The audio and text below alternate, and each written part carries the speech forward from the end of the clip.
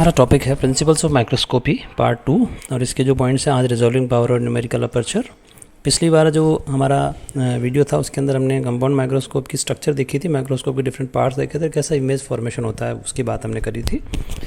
आज जो है ये रिजॉल्विंग पावर और न्यूमेरिकल अपर्चर दो इम्पोर्टेंट इसके टेक्निक्स हैं या ये कहते हैं इंपॉर्टेंट पार्ट है माइक्रोस्कोप के। तो रिजॉल्विंग पावर क्या है? रिजॉल्विंग पावर किसी भी मैग्नीफाइंग इंस्ट्रूमेंट की वो एबिलिटी है कि वो किन्हीं भी जो तो ऑब्जेक्ट क्लोजली रखे हैं उनको सेपरेट बता सकता है कि नहीं। ये रिजॉल्विंग पावर, जितना ज़्यादा रिजॉल्विंग पावर होगा उतना ही वो क्लोजली प्लेस्ड ऑब्जेक्ट को अलग करके बता सकेगा।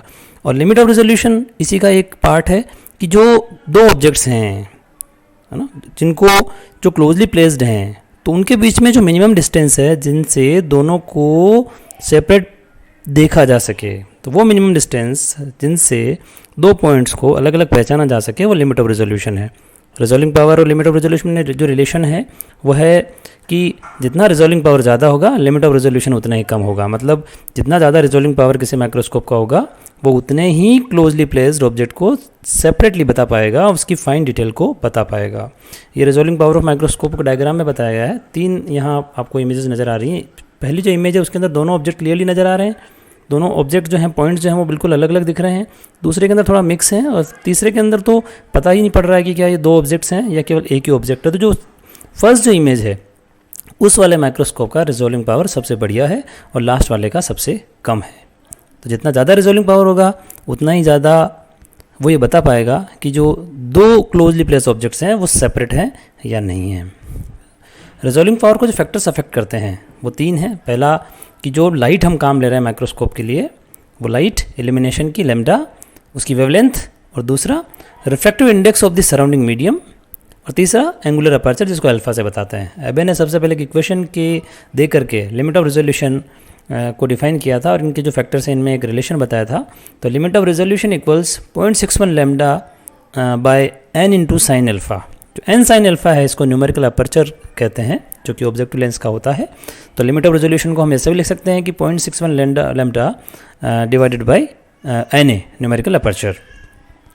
What is numerical aperture? Numerical aperture जो है वो ऑब्जेक्टिव लेंस की लाइट गैदरिंग कैपेसिटी है। कोई भी ऑब्जेक्टिव लेंस कितनी ज़्यादा लाइट को गैदर करेगा, कितनी ज़्यादा लाइट को अपने में से होकर निकलने देता है। तो जितनी ज़्यादा न्यूमेरिकल अपर्चर किसी लेंस का होगा उतनी ज़्यादा लाइट को वो गैदर करेगा और उतनी फाइन डिटेल हमको स्पेसिमेन की नज़र आएगी।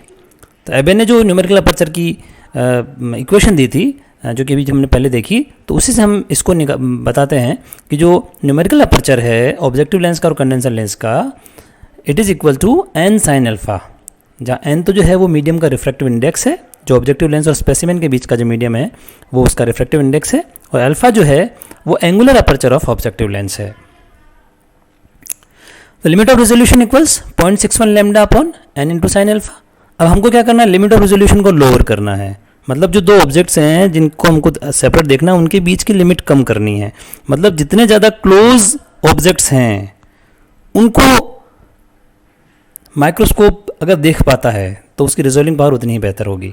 तो लिमिट ऑफ रिजोल्यूशन को कम करना है तो उसको लिमिट ऑफ रिजोल्यूशन को कम करने के लिए क्या करना पड़ेगा? लैम्डा शुड मिनिमम, दूसरा na शुड बी हाई, और तीसरा refractive index of medium should be high. इस फॉर्मूला से हम क्लियर कर देख सकते हैं मैथमेटिकली कि लैम्डा ज़्यादा होगा तो लिमिट ऑफ रिजोल्यूशन ज़्यादा, लैम्डा ज़्यादा होगा तो लिमिट ऑफ रिजोल्यूशन ज़्यादा होगा।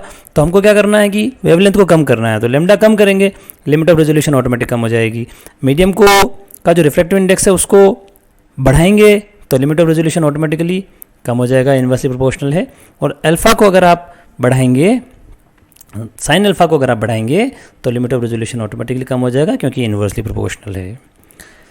अब लैम्डा शुड मिनिमम, तो लैम्डा मिनिमम करने के लिए सोर्स ऑफ इल्यूमिनेशन जो हमारी लाइट है उसकी कम वेवलेंथ की हमको यूज़ करनी है, जिसके लिए हम विजिबल लाइट की जगह अल्ट्रावायलेट लाइट यूज़ कर सकते हैं, इलेक्ट्रॉन्स यूज़ कर सकते हैं जो कि हम इलेक्ट्रॉन माइक्रोस्कोप में यूज़ करते हैं, अल्ट्रावायलेट माइक्रोस्कोप में यूज़ करते हैं। तो उनका रिजॉल्विंग पावर क्या होता है? बेहतर होता है।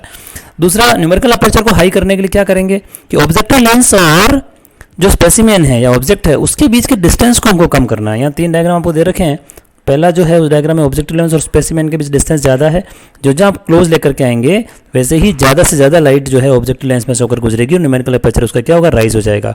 फर्स्ट का न्यूमेरिकल अपर्चर 0.12 है, दूसरे का 0.34 और तीसरे का 0.87। तो न्यूमेरिकल अपर्चर जो है सी वाले का सबसे ज़्यादा है, ज़्यादा से ज़्यादा लाइट उसमें से होकर गुजरेगी और उसका न्यूमेरिकल अपर्चर बढ़ने से आपको स्पेसिमेन की फाइन जो डिटेल है वो सारी डिटेल नज़र आएगी। अब जो न्यूमेरिकल अपर्चर है वो उसकी लाइट गैदरिंग कैपेसिटी है ऑब्जेक्टिव लेंस की, है ना, और ये उसका मेज़र है कि वो कितने ज़्यादा लाइट गैदर करता है और कितने ज़्यादा फाइन डिटेल को रिजॉल्व करता है। लेकिन नॉर्मली जो थ्योरेटिकली तो ये सब बात करते हैं, लेकिन जब हम प्रैक्टिकली हम करते हैं तो जब ड्राई ऑब्जेक्ट्स हैं तो उसमें क्या है, जब एयर उसका मीडियम होता है तो उसके अंदर हम क्या न्यूमेरिकल अपर्चर की वैल्यू को 0.95 से ज़्यादा हम अचीव नहीं कर पाते हैं। तो अब अगर आपको न्यूमेरिकल अपर्चर को बढ़ाना है तो हमको क्या करना पड़ेगा कि जो मीडियम का जो रिफ्रैक्टिव इंडेक्स है उसको यूज़ करना पड़ेगा।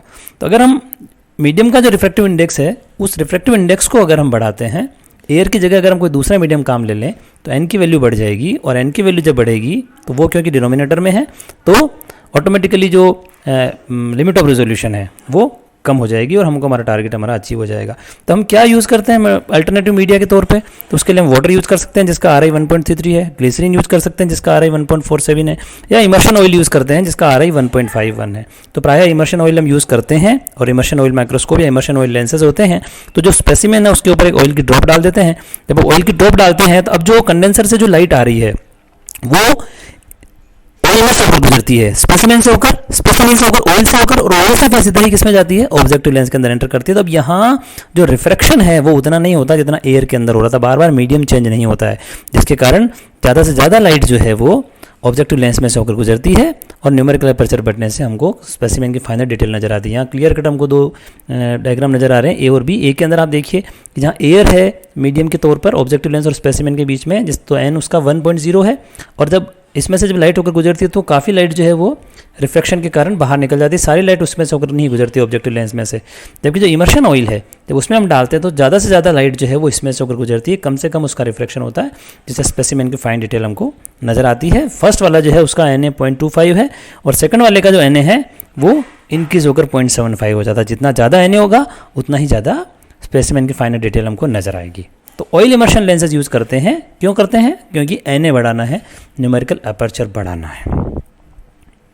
तो ये हमारा जो माइक्रोस्कोपी के दो इंपॉर्टेंट टॉपिक्स हैं, रिजॉल्विंग पावर और न्यूमेरिकल अपर्चर। अगला जो वीडियो होगा उसके अंदर हम माइक्रोस्कोप्स के टाइप की स्टडी करेंगे। Thank you.